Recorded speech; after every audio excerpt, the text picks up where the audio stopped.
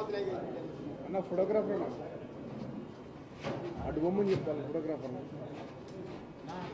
భయ్యా ఫోటోగ్రాఫర్ భయ్యా blue shirt అలా ఎవరు అనుకుంటాడు నేను నిలవలేదు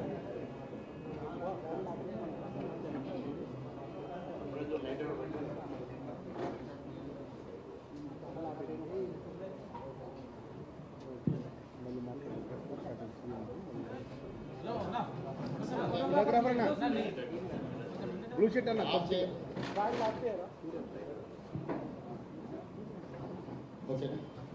అన్న బ్లూ షర్ట్ అన్న ప్లీజ్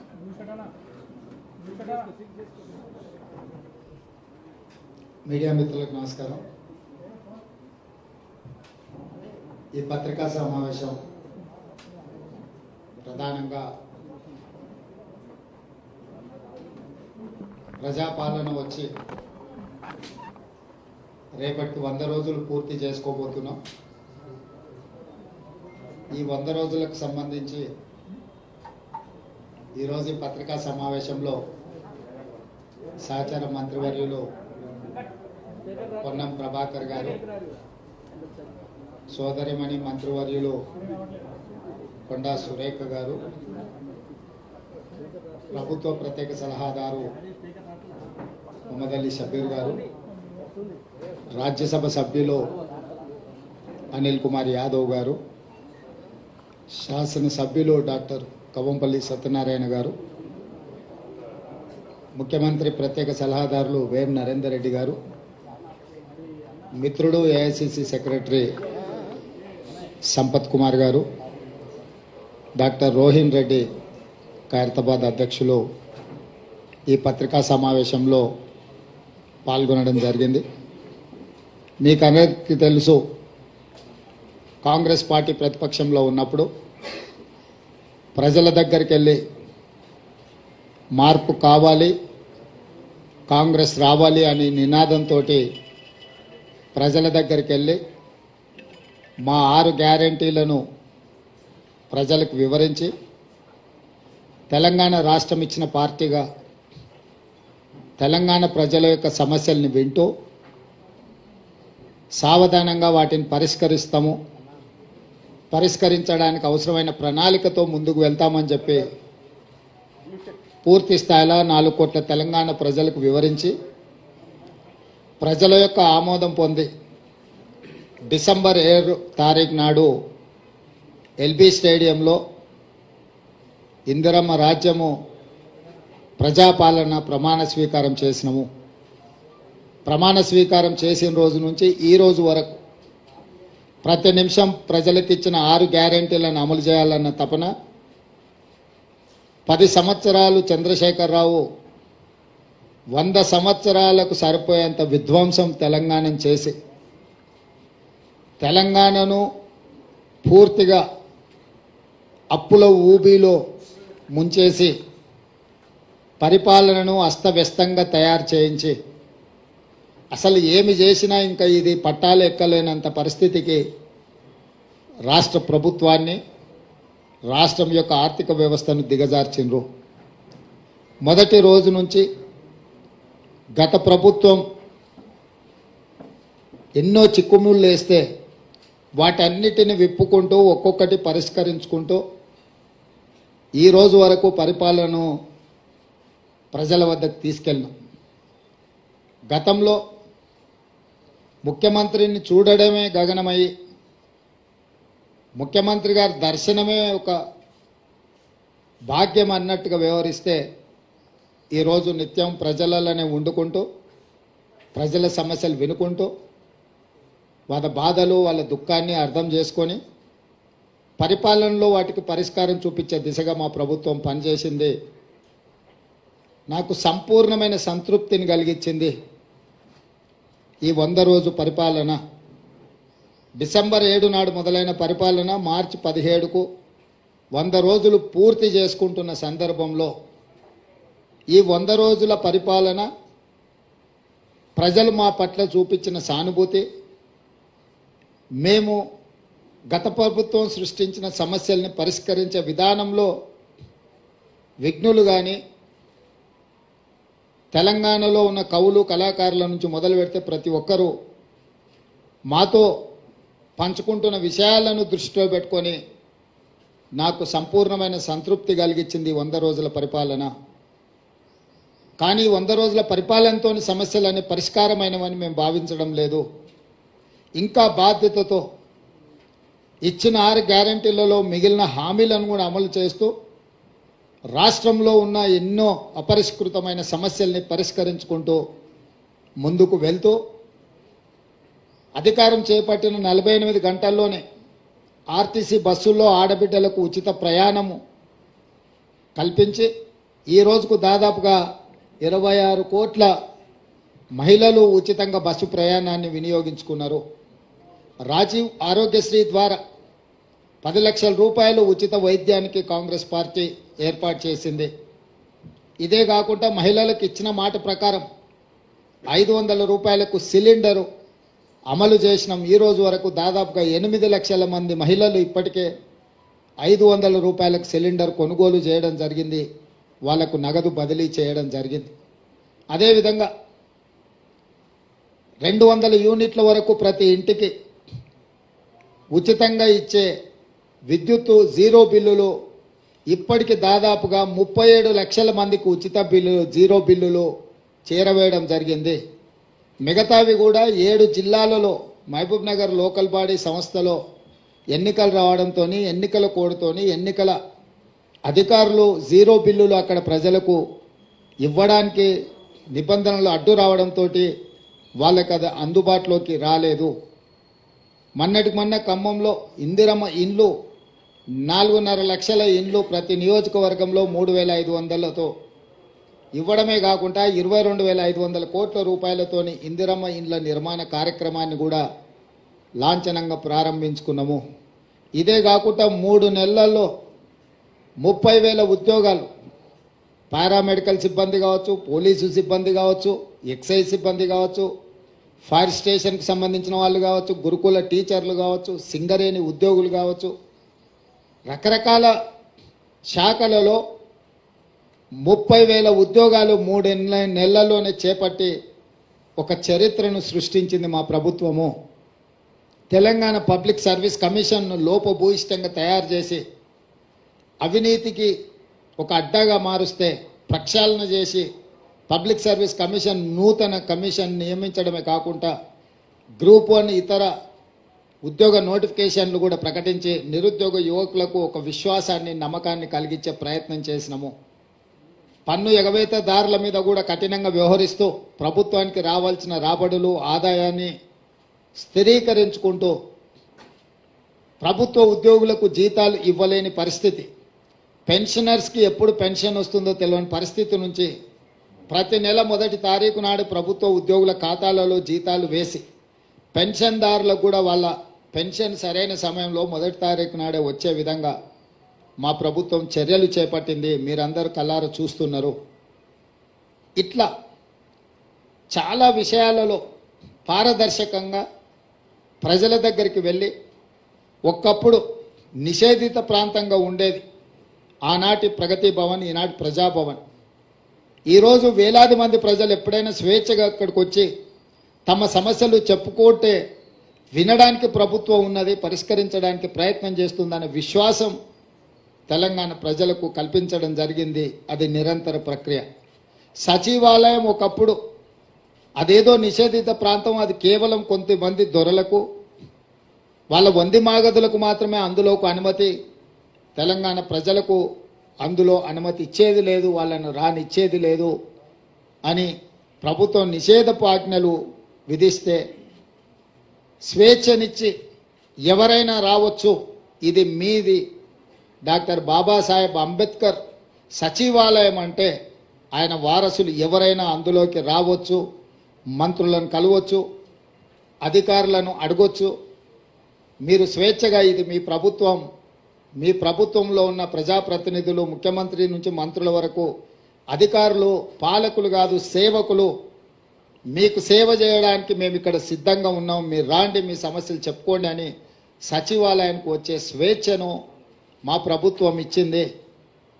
ఒకనాడు ఉద్యమాల ద్వారా తెలంగాణను సాధించినమన్న బీఆర్ఎస్ పార్టీ అధికారంలోకి వచ్చినంబడే ధర్నా చౌక్ను మూత వేసి ఈ తెలంగాణ ప్రజలకు స్వేచ్ఛ లేదు, మిమ్మల్ని నిషేధిస్తాం, నియంత్రిస్తాం, నిర్బంధిస్తాం, మీరు మా చెప్పు చేతుల్లో కట్టు బానిసలుగా ఉండాలి అని శాసించి పాలించాలి అని అనుకుంటే మేము వచ్చిన తర్వాత అదే ధర్నా చౌక్ను తెరిచి స్వేచ్ఛగా బీఆర్ఎస్ నాయకులు ధర్నా చేసుకోవడానికి కూడా అనుమతి ఇచ్చి గతంలో వాళ్ళు చేసిన పాపాలను దీక్షల ద్వారా కొంతైనా కడుక్కుంటారు, ప్రజాస్వామ్యంలో ప్రతిపక్షాలు ప్రజా సమస్యల్ని ప్రస్తావించాలి, వాటిని మా ప్రభుత్వం పరిష్కరించాలన్న స్ఫూర్తితోని టీఆర్ఎస్ నాయకులను కూడా స్వేచ్ఛగా ధర్నా చౌక్లో ధర్నాలు చేసుకోవడానికి తెలంగాణ ప్రజలకు స్వేచ్ఛ ఇచ్చినాం.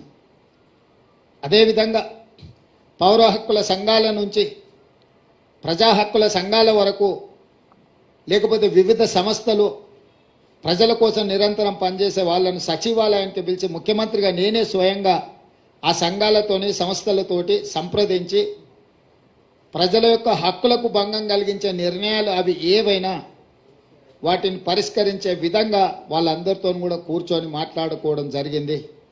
ఇంకొక పక్కన క్రిస్టియన్ మత సంఘాలకు, ముస్లిం మత సంఘాలకు, హిందువులకు సంబంధించిన సంఘాలను స్వేచ్ఛగా వాళ్ళ యొక్క నమ్మకం, విశ్వాసమైన వాళ్ళ మతాలకు సంబంధించిన అంశాలను, అందులో పేరుకుపోయిన సమస్యలను పరిష్కరించడానికి వాళ్ళతోనే సచివాలయంలో ముఖ్యమంత్రిగా మా మంత్రులు, మా సహచరులతో వాళ్ళతో కూర్చొని మాట్లాడి ఈరోజు వాళ్ళని అందరినీ కూడా ఇది ప్రభుత్వం అందరిది, ఆనాడు మార్పు కావాలి, కాంగ్రెస్ రావాలి అన్న ఆలోచనతోటి ఏదైతే ప్రజల దగ్గరికి వెళ్ళినామో మార్పు మొదలైంది, మార్పు వేగంగా ప్రయాణిస్తుంది, మార్పు మారుమూల తండాలలో, గూడాలలో, పల్లెల్లోకి చేరుతుంది, చేరింది అన్న విశ్వాసాన్ని ప్రజలకు కల్పించే విధంగా మా ప్రభుత్వం పనిచేస్తుంది. పాత్రికేయ మిత్రులకు సంబంధించిన సమస్యల్ని కూడా వాళ్ళ సంఘాలను కూడా పిలిచి వాళ్ళతో కూడా మాట్లాడడం జరిగింది. అందుకోసమే వాళ్ళకు సంబంధించిన చాలా కాలంగా అపరిష్కృతంగా ఉన్న సమస్యల్ని పరిష్కరించడానికి కూడా ఒక కార్యాచరణను తీసుకోవడం జరిగింది. స్థూలంగా ఈ 100 రోజుల్లో తెలంగాణ సమాజంలో భాగస్వాములైన ప్రతి ఒక్కరిని సచివాలయానికి వచ్చి రాష్ట్ర పరిపాలన ఎక్కడి నుంచి అయితే నిర్ణయాలు జరుగుతాయో అక్కడ వాళ్ళని రప్పించి రావడానికి అనుమతించి వాళ్ళందరితో కలిసి మాట్లాడి వాళ్ళు లేవనెత్తిన ప్రతి అంశాన్ని చట్ట పరిధిలో పరిష్కరించడానికి సంపూర్ణంగా ప్రయత్నం చేసినాము. ఇదే కాదు, రాష్ట్ర కేంద్ర ప్రభుత్వాల మధ్యలో ఉండాల్సిన సత్సంబంధాలను పునరుద్ధరించి దీర్ఘకాలికంగా స్కైవేస్ కావచ్చు, ఫ్లైఓవర్లు కావచ్చు, రోడ్లకు సంబంధించి కేంద్రం ఇవ్వాల్సిన అనుమతులకు సంబంధించి ఢిల్లీలో ఉండే ఆంధ్రప్రదేశ్ భవన్, తెలంగాణ భవన్ ఆస్తుల పంపకాలకు సంబంధించి వీటన్నిటిని కూడా ఒకటొకటిగా పరిష్కరించుకుంటూ ప్రధానమంత్రిని, కేంద్ర హోంమంత్రిని, సాగునీటి పారుదల శాఖ మంత్రిని, అర్బన్ డెవలప్మెంట్ మినిస్టర్తో సహా శాఖలకు సంబంధించిన అందరి మంత్రులను కలిసి తెలంగాణకు రావాల్సిన నిధులను, తెలంగాణ రాష్ట్రం యొక్క హక్కులను కేంద్ర ప్రభుత్వంతో కూడా పరిష్కరించడానికి ప్రయత్నం చేసినాం. భేషజాలకు, పంతాలకు, పట్టింపులకు పోయి మనం వాళ్ళతోని పంతాలు పట్టింపులకు పోతే చివరిగా తెలంగాణ ప్రజలకే నష్టం జరుగుతుందన్న విషయాన్ని, వాస్తవాన్ని గుర్తించి తెలంగాణ ప్రజలకు నష్టం జరగకూడదు, అవసరమైతే ముఖ్యమంత్రి ఒక మెట్టు దిగైనా వాటిని సాధించుకోవాలనే పట్టుదలతోని ఆ ప్రయత్నం చేసినాం. కేంద్ర ప్రభుత్వం కూడా చాలా విషయాలలో సానుకూలంగా స్పందించింది. ఈరోజు మెట్రో రైలుకు సంబంధించి, పాలమూరు రంగారెడ్డి ఎత్తిపోతల జాతీయ ప్రాజెక్టుకు సంబంధించి, ఇతర రైల్వే ఏర్పాట్ల గురించి కానీ, జాతీయ రహదారుల విషయంలో కానీ కేంద్ర ప్రభుత్వంతో నిరంతరం సంప్రదింపులు చేపడుతున్నాము. ఎందుకంటే ఇవన్నీ కూడా రాష్ట్రానికి రావాల్సిన హక్కులు. ఇది ఎవరి దయాదాక్షిణ్యం కాదు, 2 ప్రభుత్వాల మధ్యలో సత్సంబంధాలు ఉండాలి అని మా ప్రభుత్వం మొదటి నుంచి భావించింది. అందుకే రాజ్యాంగబద్ధంగా ఎన్నికైన ప్రభుత్వాలతో సరైన సత్సంబంధాలను నెలకొల్పడానికి కృషి చేస్తున్నాం. పక్క రాష్ట్రాలతో కూడా గిల్లి కజ్జాలు పెట్టుకోవడం లేదు. ఆంధ్రప్రదేశ్ రాష్ట్రంతో ఉన్న కూడా అపరిష్కృతంగా ఉన్న విభజన హామీలను కూడా విభజనలో చిక్కుముళ్ళు పడ్డ వాటిని కూడా పరిష్కరించడానికి సంప్రదింపులను కొనసాగిస్తున్నాం. అందులో భాగంగానే ఢిల్లీలో ఉన్న ఆంధ్రప్రదేశ్ భవన్లో మన 42% వాటాల్ని మనము పరిష్కరించుకున్నాం. ఈ రోజే మనకు ఆ కేంద్ర ప్రభుత్వం కూడా నోటిఫై చేసింది, మీ దృష్టికి వచ్చి ఉండొచ్చు. అదేవిధంగా తెలంగాణ అంటే టీఎస్ కాదు, టీఆర్ఎస్కు నకలుగా మారిస్తే దాన్ని టీజీగా మార్చినాము. తెలంగాణ రాష్ట్ర గీతంగా జయ జయ హే తెలంగాణను ఆమోదించుకున్నాము. తెలంగాణ యొక్క తల్లి అని అంటే తెలంగాణ ప్రజలకు స్ఫూర్తి నింపే విధంగా ఉండాలి అని చెప్పి కవులను కళాకారులను సంప్రదించాలన్న నిర్ణయం తీసుకున్నాము. తెలంగాణ రాష్ట్ర అధికారిక చిహ్నాన్ని కూడా పోరాటానికి స్ఫూర్తిగా త్యాగాలకు నిలవుగా ఉండాలి అని చెప్పి దీని మీద కూడా మార్పు కోసం ఒక కమిటీని వేయడం ద్వారా ఈ అన్ని కూడా చర్యలు చేపట్టాలని మా ప్రభుత్వము తీసుకున్నది. అంటే ఒక పక్కన భాషాపరంగా, తెలంగాణ సంస్కృతి పరంగా, తెలంగాణ ప్రజల యొక్క మనోభావాలను గౌరవించుకుంటూ, అదేవిధంగా పరిపాలనను కూడా నూతన సాంకేతిక విధానంతో ముందుకు వెళ్ళి హైదరాబాద్లో మెట్రో రైలు, మూసీ రివర్ ఫ్రంట్ను, హైదరాబాదు నగరానికి రావాల్సిన తేవాల్సిన తాగునీటి జలాల విషయంలో కూడా ఒక స్పష్టమైన కార్యాచరణతోని, అదేవిధంగా సాగునీటి ప్రాజెక్టులు ఏ ఒక్కటి కూడా తెలంగాణ వచ్చినాక పూర్తి కాలేదు. ఉమ్మడి రాష్ట్రంలో మొదలైన ప్రాజెక్టులు కావచ్చు, తెలంగాణ రాష్ట్రంలో వచ్చినాక కేసీఆర్ పిలిచిన ప్రాజెక్టులు కావచ్చు, ఒక్కటి కూడా పూర్తి కాలేదు. వాటిని పూర్తి చేయడానికి కూడా ఒక మంచి కార్యాచరణను తీసుకొని మేము ముందుకు వెళ్తున్నాము. మా సహచర మంత్రులందరూ కూడా బాధ్యతాయుతంగా రోజుకు 18 గంటలు పనిచేస్తూ ఈ ప్రభుత్వానికి, తెలంగాణ రాష్ట్ర ప్రజలకు మంచి పేరు, తెలంగాణ మోడల్ని ఇదొక వైబ్రెంట్ తెలంగాణ అని నిరూపించే విధంగా ఈరోజు మా సహచర మంత్రులందరూ కష్టపడి పనిచేస్తున్నారు. మనస్ఫూర్తిగా సహచర మంత్రులను కూడా నేను అభినందిస్తున్నా. మా శాసనసభ్యులు కూడా ఎక్కడికక్కడ ప్రజలతో మమేకమై ప్రజల దగ్గరికి వెళ్ళి ఆర్భాటాలు హంగులు లేకుండా, పోలీసు సైరన్లు లేకపోతే ముందల వెనకాల బార్లు తీరిన కార్లు కాకుండా మేము ప్రజలలో మమేకమవుతాం, ప్రజలు ఎన్నుకుంటేనే మేము ఈ స్థాయికి వచ్చినామని మా శాసనసభ్యులు కూడా ఒక బాధ్యతతో వ్యవహరించడం, ఇవన్నీ కూడా మాకు సంతృప్తినిచ్చింది. వీటన్నిటిని దృష్టిలో పెట్టుకొని 100 రోజులు సహకరించిన మీడియా మిత్రులకు, అదేవిధంగా తెలంగాణ సమాజానికి మనస్ఫూర్తిగా వారికి కృతజ్ఞతలు, ధన్యవాదాలు. పిసిసి అధ్యక్షుడిగా, అదేవిధంగా తెలంగాణ రాష్ట్ర ముఖ్యమంత్రిగా వాళ్ళందరికీ కృతజ్ఞతలు తెలియజేస్తున్నా. మీడియా మిత్రులకు కూడా ధన్యవాదాలు. కొంత సంవయనం పాటించి మీరందరూ కూడా తెలంగాణ ప్రజలకు కావలసిన విషయాలను ముందుకు తీసుకొస్తున్నారు. మీరు కూడా భవిష్యత్తులో ఇదే విధంగా సహకరించాలి. తెలంగాణ రాష్ట్రాన్ని అభివృద్ధి పదం వైపు తీసుకువెళ్దాం. 10 సంవత్సరాల్లో జరిగిన నష్టాన్ని, వచ్చిన కష్టాన్ని మనం ఎదుర్కొని నిలబడి దేశం ముందు వైబ్రెంట్ తెలంగాణను మనం నిలబెడదాం. ఈ తెలంగాణకు ఒక మెగా మాస్టర్ ప్లాన్ తయారు చేస్తున్నాం, వైబ్రెంట్ తెలంగాణ 2050. దాంట్లో భాగంగా మీ అందరి సలహాలు సూచనల కోసం ఎన్నికలు ముగిసిన వెంటనే సంప్రదింపుల ప్రక్రియ మొదలుపెట్టి ఒక మంచి ప్రణాళికను 2050 కోసం తెలంగాణ అభివృద్ధిని, తెలంగాణ సంక్షేమాన్ని ముందుకు తీసుకెళ్లడానికి మా ప్రభుత్వం వస్తుంది అని చెప్పి మీకు అందరికీ తెలియజేస్తున్నాను.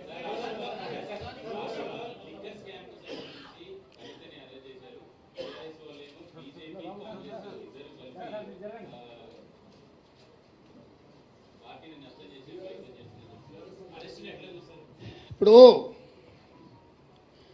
ఇది టీవీలలో సీరియల్ చూస్తే సంవత్సరాల కొద్ది కొనసాగుతూనే ఉంటాయి. వాటికి ఆరంభం ఎప్పుడైందో చెప్పలేము, అంతం ఎప్పుడైతుందో కూడా చెప్పలేము.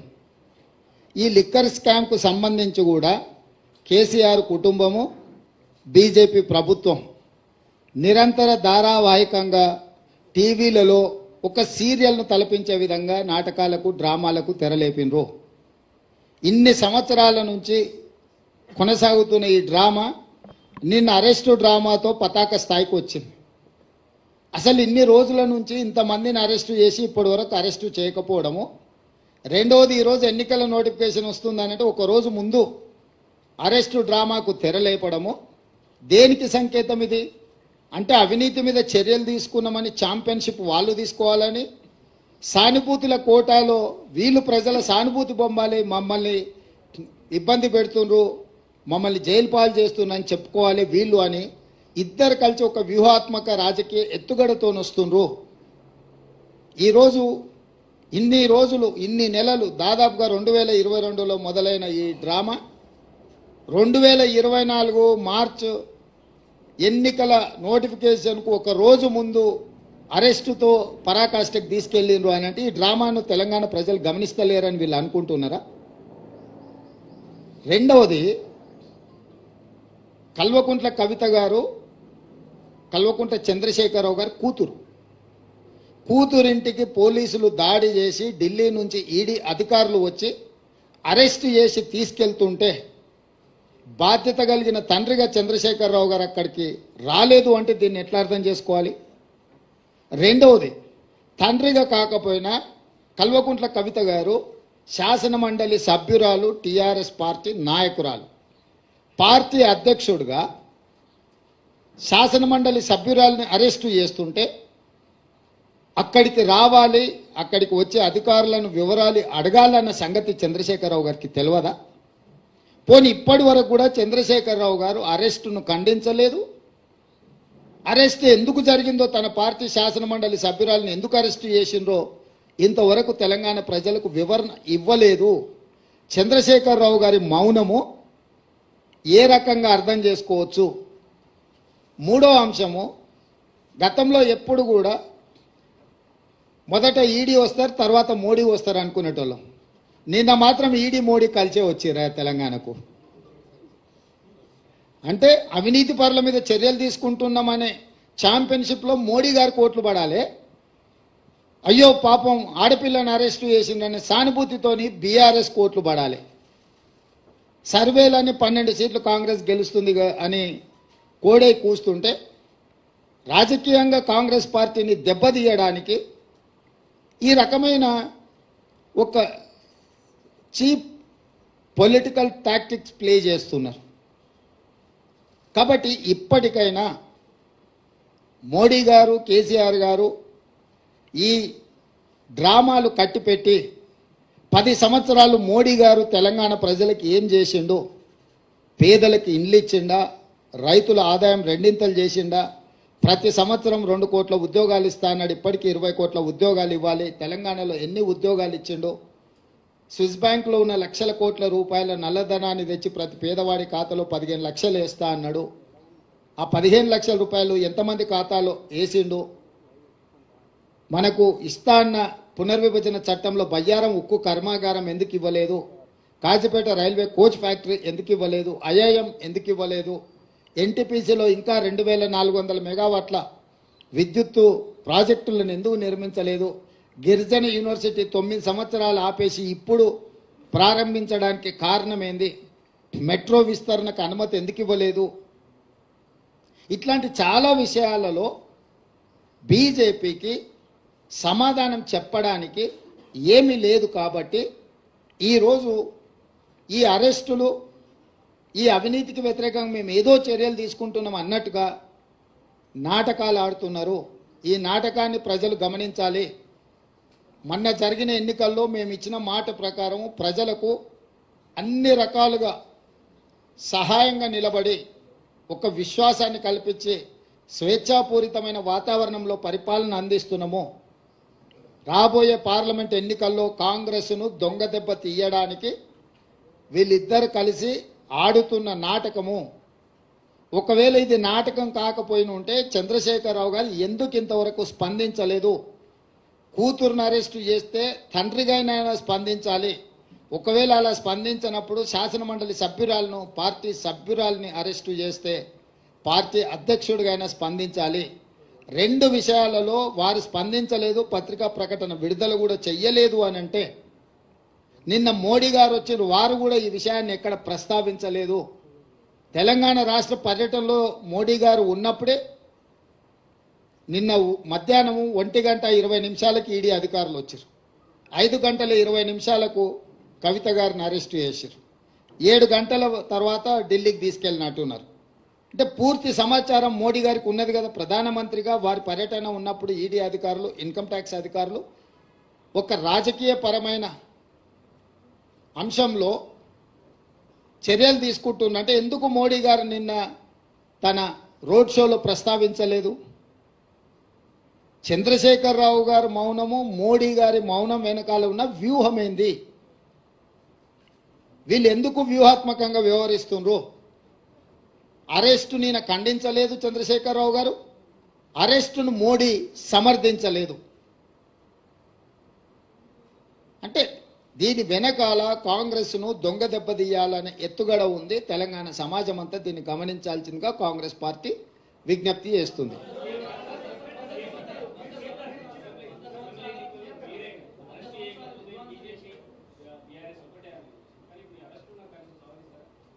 నేను అరెస్టును సందర్భం, ఇద్దరు నాయకుల యొక్క స్పందన రావాలి. ఒక ఆయన ప్రధానమంత్రి, ఒక ఆయన పార్టీ అధ్యక్షుడు. ఒక ఆయన అరెస్టు చేసిండు, ఇంకొక ఆయన అరెస్టు కాబడ్డాడు. ఫస్ట్ వాళ్ళిద్దరు బయటకు వచ్చి వాళ్ళ విధానం ఏందో మాట్లాడమనుండ్రి. వాళ్ళ విధానాలు మాట్లాడినాక ప్రజలు నిర్ణయిస్తారు వీళ్ళు ఎలాంటి నాటకాలకు తెరలేపిండ్రు, ఈ నాటకాలకు ఏ విధంగా స్వస్తి పలకాలను ప్రజలు నిర్ణయిస్తారు.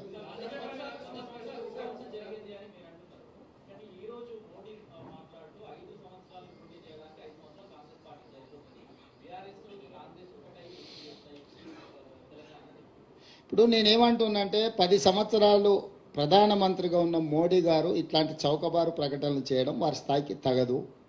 వారు 12-13 సంవత్సరాలు ముఖ్యమంత్రిగా ఉన్నారు, ఒక 10 సంవత్సరాలు ప్రధానమంత్రిగా ఉన్నారు. నరేంద్ర మోడీ గారు, మోడీ గారి మోడల్ అంటే ప్రజలకు ఏం చేసిండో వివరించి ఈ 10 సంవత్సరాల నా ప్రోగ్రెస్ రిపోర్ట్ ఇది, ఈ ప్రాతిపదికన మాకు ఓట్లు వేయండి అని తెలంగాణను అడగాలి. తెలంగాణ రాష్ట్ర ఏర్పాటుని అవహేళన చేసి కాంగ్రెస్ పార్టీ పార్లమెంటు తలుపులు మూసి నిర్బంధించి తెలంగాణ బిల్లు ఆమోదించి రాష్ట్రాన్ని ఏర్పాటు చేసిండ్రు. తల్లిని చంపి పిల్లను బ్రతికించిండ్రు అని మోడీ గారు మాట్లాడినరు. అంటే తెలంగాణ రాష్ట్ర ఏర్పాటు ప్రక్రియనే అవహేళన చేసి చట్టసభలలో మాట్లాడి రాజ్యసభలో లోక్సభలో తెలంగాణను అవమానించిన మోడీ గారికి తెలంగాణ రాష్ట్రం గురించి మాట్లాడడానికి, తెలంగాణ అనే పదం పలకడానికి కూడా వారికి అర్హత లేదు. ఓట్లు అడగడం చాలా దూరం. ఈరోజు బీజేపీ నాయకులు ఎవరైనా సరే 10 సంవత్సరాల అవినీతి మీద ఎందుకు చర్యలు తీసుకోలేదంటే సమాధానం లేదు. ఈ లిక్కర్ కేసు కూడా ఢిల్లీలో నమోదైన కేసు, ఢిల్లీ ప్రభుత్వానికి వ్యతిరేకంగా నమోదైన కేసు. చాలామందిలో కల్వకుంట్ల కవిత గారు ఒకరు. కానీ తెలంగాణ రాష్ట్ర ప్రభుత్వం 10 సంవత్సరాల నుంచి పాల్పడ్డ అవినీతి మీద ఒక్క కేసు అయినా ఎందుకు నమోదు చేయలేదు? బీజేపీ నాయకులు ఈరోజు సమాధానం చెప్పగలరా?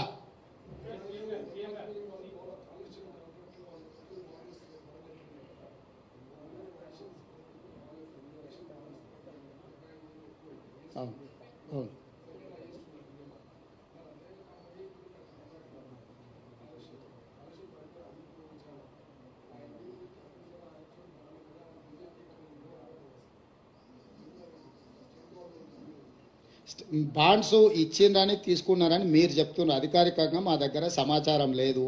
వాళ్ళ బాండ్స్ అదే కంపెనీ చాలా పేపర్లకు కూడా ఫుల్ పేజీ ప్రకటనలు ఇచ్చిండ్రు. అది కూడా లంచంలో భాగమని కొన్ని ఆరోపణలు ఉన్నాయి. మీరేమి రాయొద్దు, వార్తలు రాయొద్దు, మీకు వ్యాపార ప్రకటనలు ఇస్తాం, ఆ రూపంలో మీకు కూడా కొంత వాటాలు పంచుతామని ఆ సంస్థ ఇట్లా చేసిందని కొంతమంది సివిల్ సొసైటీ వాళ్ళు వచ్చి మాకు ఫిర్యాదులు చేస్తుండ్రు. ఈరోజు కాళేశ్వరంకి సంబంధించి జ్యుడిషియల్ ఎంక్వైరీ చేసినాం, 2 జడ్జిలను అపాయింట్ చేసినాం. ఒకటి విద్యుత్తు, 2 సాగునీటి. అదేవిధంగా ఎన్డీఎస్ఏ కూడా కంప్లీట్గా అథారిటీ ఇచ్చినాం. సాంకేతికపరమైన నిర్వహణలో, నిర్మాణంలో జరిగిన లోపాల మీద నివేదిక రావాలని. ఆ నివేదికలు వచ్చిన తర్వాత ప్రభుత్వం తదుపరి చర్యలు తీసుకుంటుంది.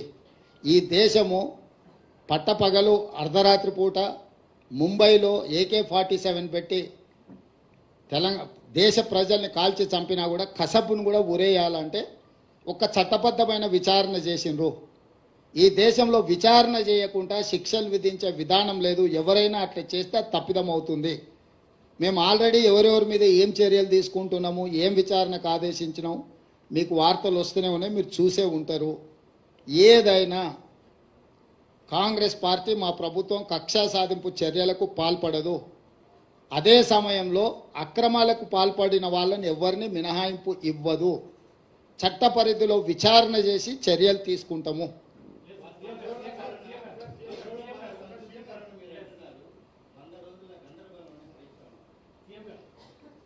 వాళ్ళ పార్టీలో ఉన్న గందరగోళం, కుటుంబంలో ఉన్న తగాదాలను ఆయన పరోక్షంగా ప్రస్తావిస్తున్నాడు. ఆయన పాపం జాలి పడాల్సిన సందర్భం. నిన్న అక్కడికి వెళ్ళిండు, చేతులు కట్టుకొని నించున్నాడు. ఇవాళ ఇట్లా అయింది, రేపు ఎట్లా అవుతుందో అని. రమేష్,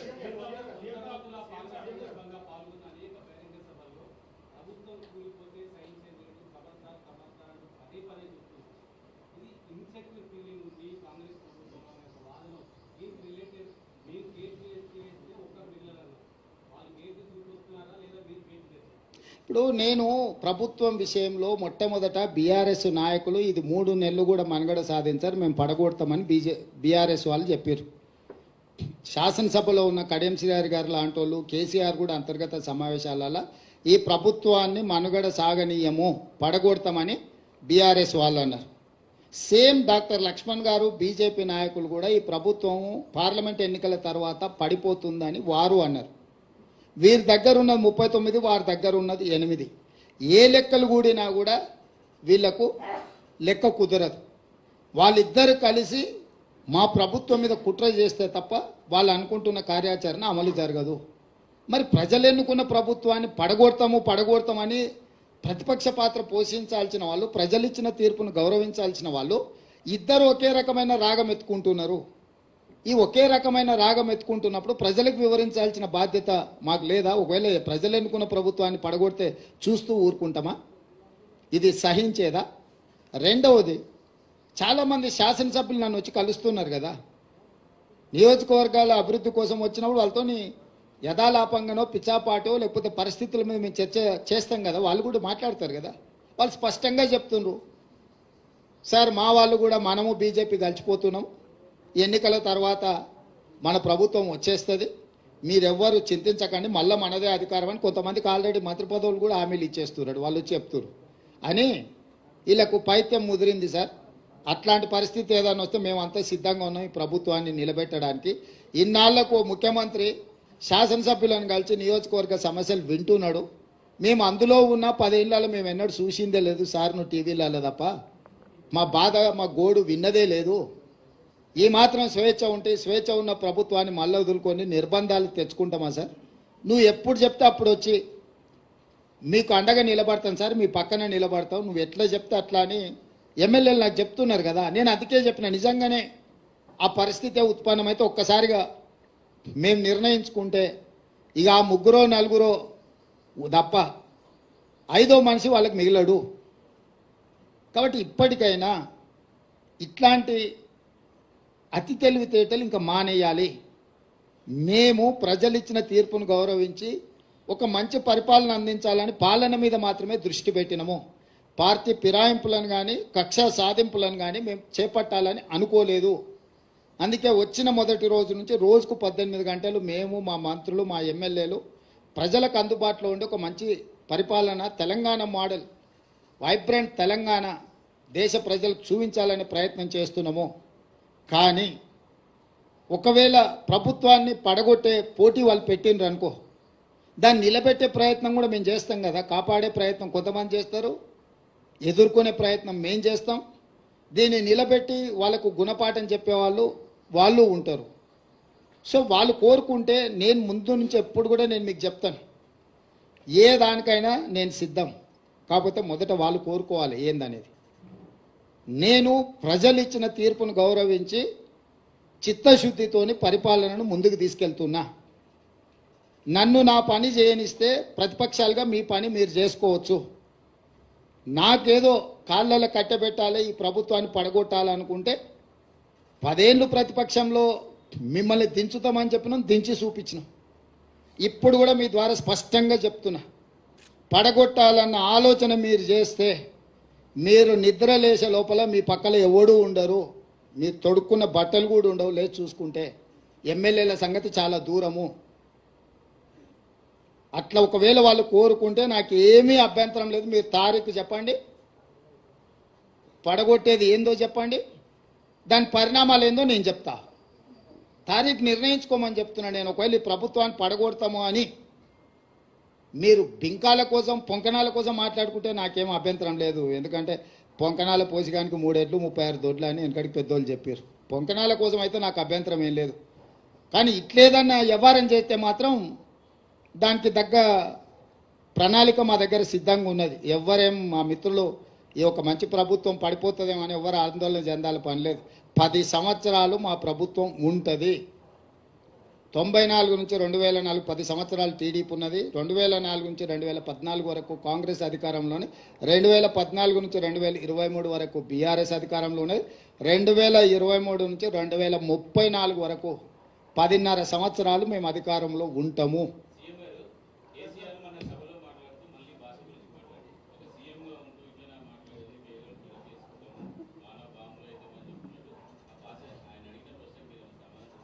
ఇప్పటికైనా ఆయన జ్ఞానోదయం అయింది. గతంలో ఆయన ఏం మాట్లాడినా ఒకసారి సోషల్ మీడియాలో పెడుతున్నారు, చూసుకోమని. ముఖ్యమంత్రిగా శాసనసభలో ఆనాటి పిసిసి అధ్యక్షుడు ఉత్తమ్ కుమార్ రెడ్డి గారిని ఏం మాట్లాడిండు, బయట ఏం మాట్లాడిండు, సభలలో ఏం మాట్లాడిండు ముఖ్యమంత్రిగా ఒక్కసారి చూడమన్నారు. అంతెందుకు నల్గొండలో సభలో ముఖ్యమంత్రిని పట్టుకొని ఎన్ని మాటలు అన్నాడు మీరు తీయండి. రాష్ట్ర మంత్రిగా, కేంద్ర మంత్రిగా, ముఖ్యమంత్రిగా 40 సంవత్సరాలు సుదీర్ఘమైన అనుభవం ఉన్న చంద్రశేఖరరావు నల్గొండ జిల్లాలో బహిరంగ సభలో ముఖ్యమంత్రిని పట్టుకొని ఎన్ని మాటలు మాట్లాడినా మీకు ఒక్కసారి చూడండి. ఆయన అహంకారము ఇంకా కూడా అనగలేదు.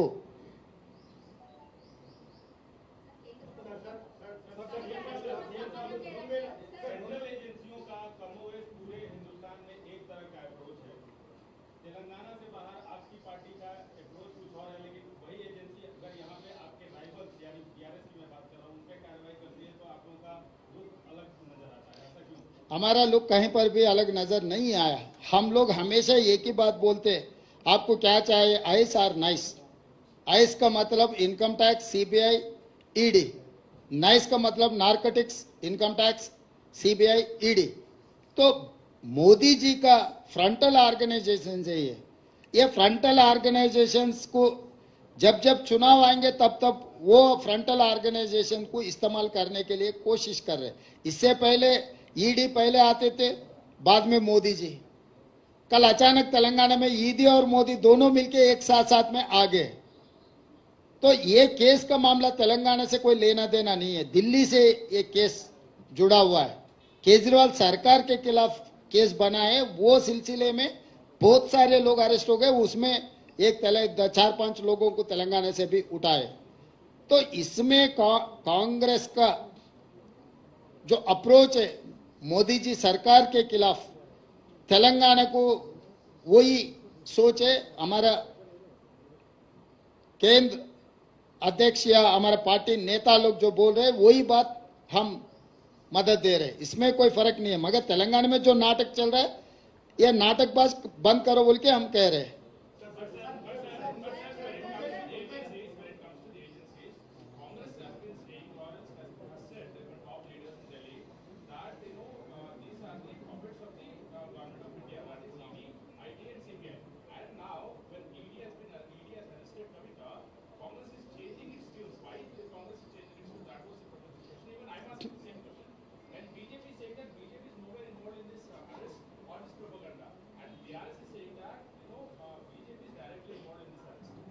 See, I don't change my stand.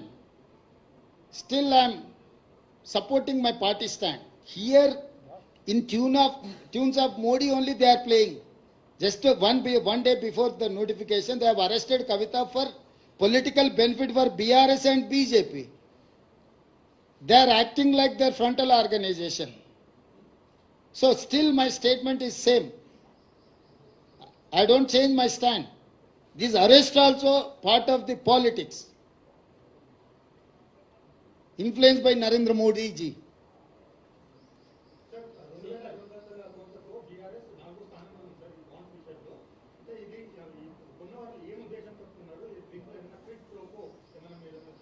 అంటే ఏ బాండ్స్ ఎవరికి ఇచ్చిండ్రో ఆ లెక్క కూడా బయట పెట్టమని సుప్రీంకోర్టు చెప్పింది. బాండ్స్ కొనుగోలు చేసిన సంస్థలు, నిధులు తీసుకున్న సంస్థలు ఉన్నాయి. కొనుగోలు చేసింది ఎవరు, ఏ సంస్థలకి బాండ్స్ ఇచ్చిందని తేలినప్పుడు నిర్దిష్టమైన ఆరోపణ చేయొచ్చు. ఆ వివరాలు లేకుండా మనం ఏది మాట్లాడినో గాల్లో మాట్లాడినట్టుగానే ఉంటుంది. కాబట్టి సుప్రీంకోర్టు ఆదేశాలు ఇచ్చింది, మీరు కొనుగోలు చేసిన బాండ్స్ ఎన్ని ఏ రాజకీయ పార్టీలకు ఇచ్చిండ్రో కూడా మీరు వివరాలు బయట పెట్టాలని చెప్పింది. ఆ వివరాలు వచ్చిన తర్వాత పూర్తి వివరాలతోని కాంగ్రెస్ పార్టీ మాట్లాడుతుంది.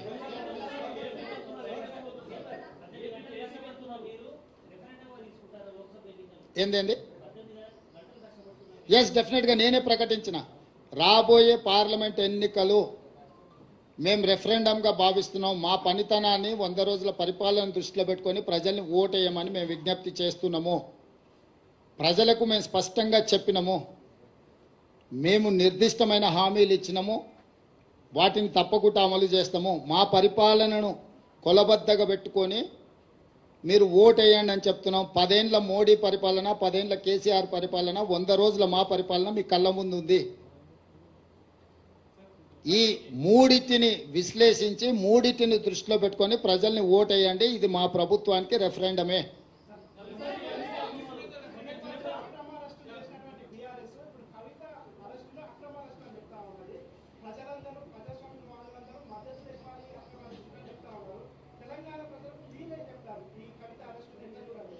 నేను అనేది ఏంటంటే ఇది ఎన్నికల స్టంట్.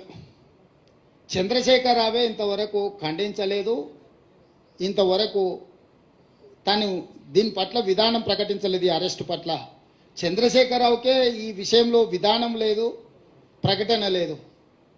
ప్రతిపక్షాలుగా మేము చెప్పేది ఒకటే, అవినీతి పరులు ఎవరున్నా శిక్షించాల్సిందే. కానీ ఆ ముసుగులో మీ రాజకీయ ప్రయోజనాల కోసం ఒకరోజు ఎన్నికల నోటిఫికేషన్ వచ్చే ముందు మొత్తం పెద్ద డ్రామాకు తెరలేపి ఒక పెద్ద డ్రామా కంపెనీని నడుపుతున్నట్టుగా అనిపిస్తుంది.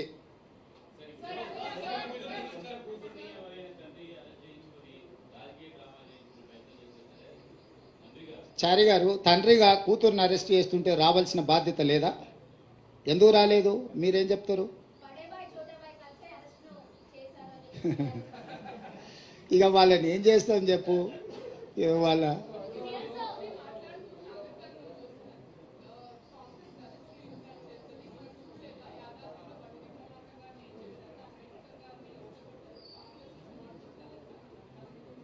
ఈ దేశానికి రాష్ట్రపతిని చేసింది దళితులను కాంగ్రెస్ పార్టీ, వివిధ రాష్ట్రాలలో ముఖ్యమంత్రులను చేసింది కాంగ్రెస్ పార్టీ, ఇక్కడ సిఎల్పి లీడర్గా దళితుని చేసింది కాంగ్రెస్ పార్టీ. ఇవన్నీ పక్కన పెడితే కాంగ్రెస్ పార్టీ అధ్యక్షుడు దళితుడు.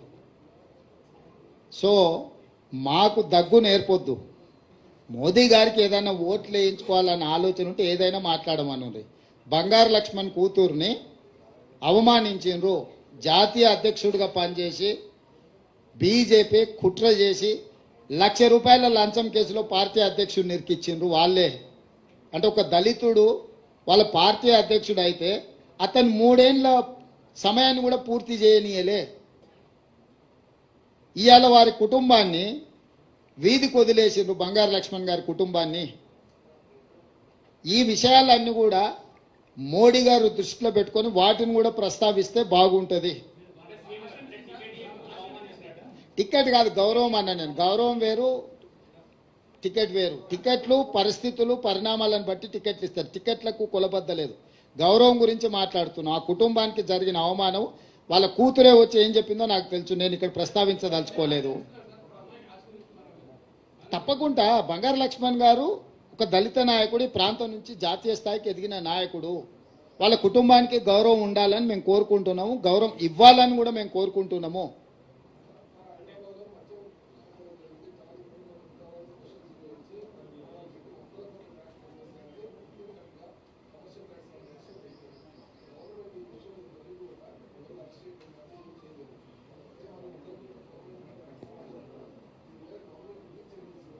శ్రీనివాస్ ఏదో కంకణం కట్టుకొని జేబులో కాగితం పెట్టుకొని వచ్చినట్టున్నాడు చూస్తుంటే. ఏది కూడా అసలు ఆ రేట్ చేసింది మేమే కదా, మా ప్రభుత్వమే కదా. 100 కోట్ల అవినీతి జరిగిందని తేల్చింది మేమే కదా. లెక్కలు తేలకుంటే కనిపించిన వాళ్ళ అరెస్ట్ చేసుకుంటూ పోతాం. అంటే ఇప్పుడు ఉన్న వాళ్ళని అరెస్ట్ చేసి పాత వాళ్ళని ఇడిచిపెట్టమనే మన ఎజెండా ఉందా నీ దగ్గర? దీని మొత్తం ఆఖరి వరకు లబ్ధిదారుడు కూడా వాని వెనకాల ఉన్నాము, తీగ పట్టుకున్నాము. డొంకంతా కదలాలి, డొంకను మొత్తం కదిలిస్తాం. దాని వెనకాల ఉన్న దొరల్ని నువ్వేమైనా కాపాడి ఇప్పుడు బినామీలను అనామకులను పెట్టి వాళ్ళని అరెస్ట్ చేస్తే అయిపోద్దని అనుకుంటున్నా. అట్లా లేదు, లోతుకెళ్ళి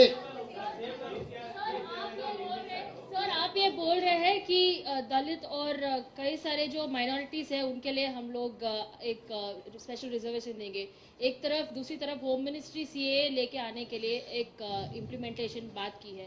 तेलंगाना गवर्नमेंट का स्टैंड क्या है? कल ही दिखाया था मैं, आप नहीं आए शायद इफ्तार में।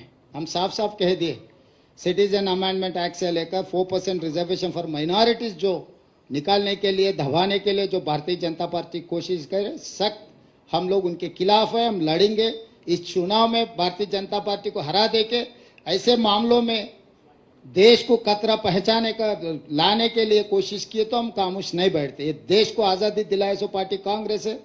इस देश को बचाने का जिम्मेदारी हमारे। माइनॉरिटी को 4% रिजर्वेशन दिए, हमें 4% रिजर्वेशन निभाने के लिए हम पूरे कोशिश करेंगे। अमित शाह या नरेंद्र मोदी जी या उनके कोई भी नेतागण कुछ भी भाषण देने दो, మీ ఛానల్ ఏం తల్లి క్వశ్చన్లు ఎక్కువైనాయి.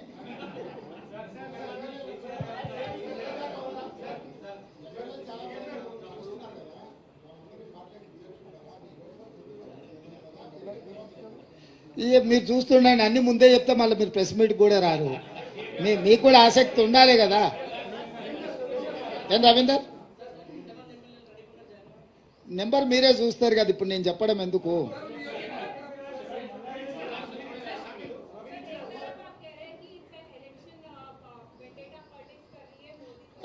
I have not said vendetta politics. I have said stunt, drama.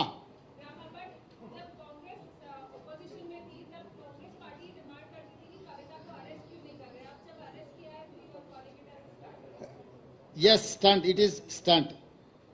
Time and again, I am reiterating my statement. I am on record. This is an stunt. The time of arrest, the time of Modi visit, statements by TRS. You collaborate all these dots, then you will know what is happening in Telangana.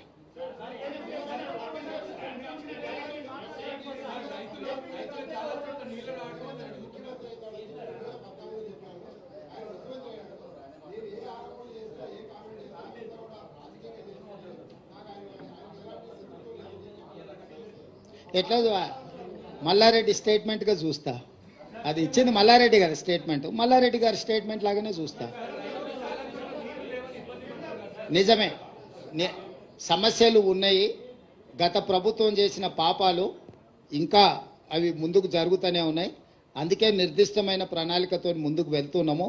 ఆ party ఎలాంటి ముందస్తు ప్రణాళిక లేకుండా అడ్డగోలుగా వ్యవహరించడంతో కొన్ని సమస్యలు ఉత్పన్నమవుతున్నాయి. ఆ సమస్యలన్నిటిని కూడా పరిష్కరించే ప్రయత్నం చేస్తాం. ధన్యవాదాలు.